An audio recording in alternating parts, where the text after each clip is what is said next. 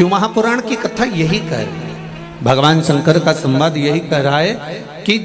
16 श्राद्ध में ऐसा नहीं है कि कोई पुण्य का कार्य नहीं करना चाहिए, या ये मत करो, या फ्रिज मत लाओ, या नया मकान मत लाओ, या प्रॉपर्टी का सौदा मत करो, या ये मत करो, वो मत करो। अगर कोई महाराज जी आपको मना कर रहे हैं और कह रहे हैं कि श्राद्ध पक्ष में ये नहीं करना चाहिए, वो नहीं करना चाहिए, तो उनको समझा दो, अगर पितृ हमारे पूर्वज हैं, अगर हमने कोई सौदा करा है, हम कोई सामग्री लेकर आए हैं, कोई पुण्य का कार्य कर रहे हैं, कोई अच्छा कार्य कर रहे हैं और हमारे पितृ हैं, तो ये निश्चित है कि 16 श्राद्ध में हम कोई कार्य करेंगे तो हमारे पूर्वज बड़े खुश होकर हमको आशीर्वाद प्रदान करेंगे।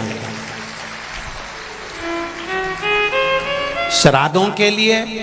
पितरों के लिए कई लोग बहुत डरा रहे हैं, बहुत डरा देते हैं कि तुम्हें ऐसा करना ही पड़ेगा, पिंडदान तो तुम्हें देना ही पड़ेगा, तुम ये नहीं करोगे तो ऐसा हो जाएगा, तुम 16 श्राद्ध में ऐसा दान करो, ऐसा ये करो, ऐसा वो करो। निवेदन है, शिव महापुराण की कथा कहती है बड़ी मस्ती में अपनी जिंदगी जियो, बड़ी मस्ती में जियो, अपने जीवन को सार्थक करने के लिए करो। आप तर्पण करना है तर्पण करो, पिंड करना है पिंड करो, गया जी करना है गया जी करो, ब्रह्म कपाली करना है ब्रह्म कपाली करो, तुम्हारा मन पड़े जो करो। पर सबसे बड़ा आनंद यही है कि कैसे भी हम अपने, चाहे पितृ हो चाहे देवता हो, हम उनका गुणगान, उनका स्मरण हृदय चित्त से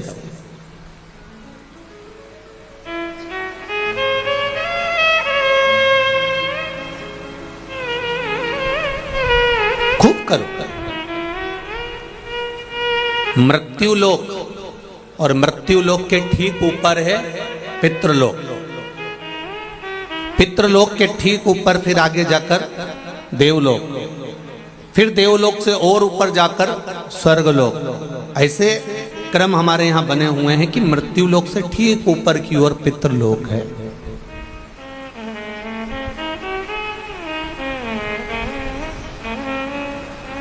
स्वयं अंतरिक्षी ने राजा निमि को पितरों की महत्वता समझाई थी।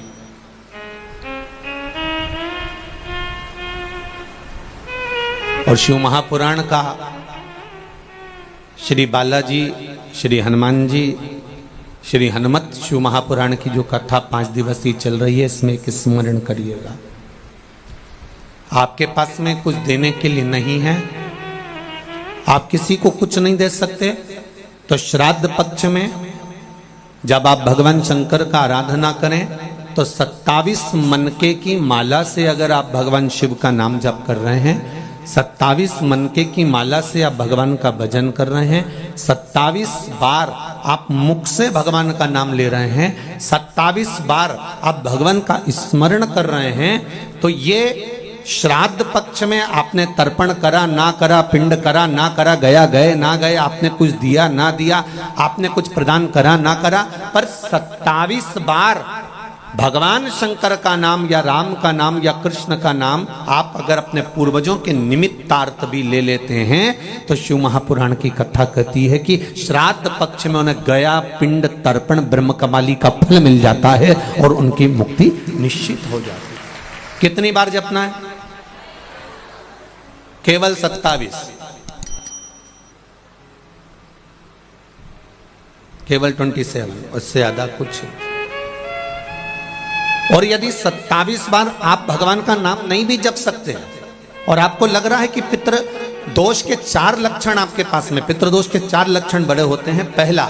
घर में एक ना एक बीमार पड़ा रहता है, एक ठीक होगा एक बीमार होगा, एक ठीक होगा एक बीमार होगा, ये पितृदोष का लक्षण। दूसरा, 1 रुपए कमाया 1.25 रुपए खर्च हो रहा है, कहीं ना कहीं पैसा आके रखाता है और 2-3 दिन में पैसा चले जाता है, साथ में रखा हुआ भी धन जा रहा है, पितृदोष का लक्षण है। तीसरा, घर में जितने सदस्य हैं आपस में किसी ना किसी बात के पीछे उनमें क्लेश बना रहता है, मन मुटाव बना रहता है, थोड़ी थोड़ी बात में कुछ ना कुछ क्लेश हो जाता है। 5वां, घर के बच्चे चिड़चिड़ प्रवृत्ति के होते जा रहे हैं, तो ये 4 लक्षण पितृदोष के बताए हैं। इन पितृदोष का निवारण आप गया जी चले जाएं, ब्रह्म कपाली करा लें, या तर्पण दे दें या पिंड दे दें, उससे अधिक फल। शिव महापुराण की कथा कहती है, आप शंकर भगवान के मंदिर में जब एक लोटा जल लेकर जाते हैं, शिव जी को एक लोटा जल जब समर्पित करते हैं, तो उस जल को धीरे धीरे 27 बार आप पंचाक्षर मंत्र, षडाक्षर मंत्र या श्री शिवाय नमस्तुभ्यम बोलकर अपने पूर्वजों का स्मरण कर कर, जो 16 दिन उस एक ही कलश, बार बार 27 बार कलश नहीं भरना है, जो लोटा भरकर लेकर गए हो, कलश भरकर लेकर गए हो, उसी को 27 बार आपको केवल शिव जी पर गिराना है। जो 27 बार जल एक ही कलश का समर्पित कर देता है, उसके पूर्वजों को तुरंत मुक्ति फल प्राप्त हो जाता है, उसको फिर तर्पण आदि की जरूरत नहीं पड़ती। जल तो रोज चढ़ाते हो ना आप लोग, रोज जाते हो ना, सारी समस्या का हल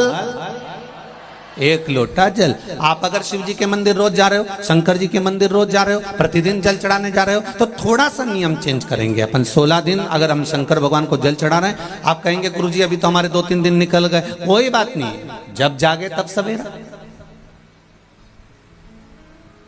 कोई जरूरी है कि वो पीछे के 2-3 दिन निकल गए तो हम कैसे नहीं, आप कल से प्रारंभ कर दो कि शिव जी के मंदिर में जब जल चढ़ाने जाओ तो जल को 27 बार धीरे धीरे कर कर चढ़ाना प्रारंभ करिए। 16 श्राद्ध पूरे होंगे, नवरात्रि आएगी, दीपावली आएगी, और नवरात्रि से और दिवाली के बीच में आपको खुद ये फल प्राप्त हो जाएगा कि आपने 27 बार जो जल चढ़ाया है उसका फल मिला कि नहीं मिला, आपको मिला कि नहीं मिला, घर में शांति हुई कि नहीं हुई, घर में आनंद आया कि नहीं आया, संपदा बढ़ी कि नहीं बढ़ी, वैभव आया कि नहीं आया। केवल 16 दिन पूर्ण हुए, नवरात्रे और दिवाली के बीच का समय आप अंदाजा लगाकर बैठ जाए। भोला सब दुख काटो मारा, ओ भोला सब दुख काटो मारा, शिव शंकर जपूं तेरी माला, भोले बाबा जपूं तेरी माला, भोला सब दुख काटो मारा, ओ भोला सब दुख काटो मारा। भगवान की शरणागति का सुख क्या होता है, भगवान की शरणागति का फल क्या होता है। महाराज, एक पक्षी सागर के तट पर, समुद्र के तट पर थोड़ी देर का सत्संग करता है, भजन करता है, कीर्तन करता है, किसी संत की शरणागति में बैठकर, तो वो सागर पार जो माता सीता लंका में बैठी है उनको देख लेता है। शिव महापुराण की कथा कहती है, जो दिल से एक क्षण की भी शिव महापुराण की कथा सुन लेता है, शिव कथा कहती है वो महादेव का कृपा पात्र हो ही जाता है, चाहे कैसे भी श्रवण करे।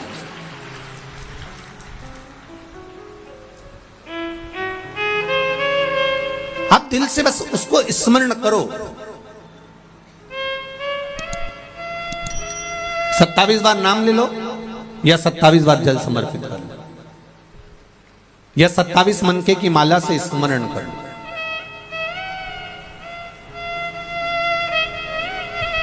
आशा है यह वीडियो आपको पसंद आई होगी। पंडित श्री प्रदीप मिश्रा जी द्वारा बताए गए शिव पुराण के अचूक उपाय अपने जीवन में उतारिए और लाभ उठाइए। श्री शिवाय नमस्तुभ्यम।